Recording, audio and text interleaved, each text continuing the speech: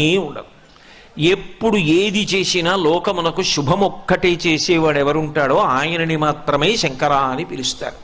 అందుకే మీరు గమనించండి, ఎప్పుడైనా ఎవరైనా సన్యాసాశ్రమం తీసుకుంటే వాళ్ళు పుట్టినప్పుడు కుటుంబంలో తల్లిదండ్రులు ఏ పేరు పెట్టారో దాన్ని గురువుగారు మారుస్తారు, మార్చి సన్యాసాశ్రమ నామం ఇస్తారు. మీరు లబ్ధప్రతిష్ఠులై సన్యాసాశ్రమ స్వీకారం చేసిన ఎవరి పేరైనా చూడండి మారింది.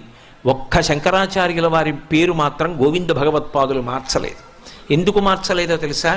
కైలాస శంకరుడు కాలడి శంకరుడిగా వచ్చాడు. శంకర మహోపకారం చేయడానికి వచ్చినటువంటి వ్యక్తి. ఆ పేరు మార్చడం నా వల్ల అయ్యే పని కాదని కైలాస శంకరుడు కాలడి శంకరుడిగా వచ్చాడని ఆ పేరు అలాగే వదిలేస్తే సన్యాసాశ్రమ నామంలో కూడా శంకరాచార్యుల వారిగానే కీర్తింపబడిన మహాపురుషుడు శంకరాచార్యుల వారు ఒక్కరే. కాబట్టి శంకరోతి ఇది శంకర, ఆయన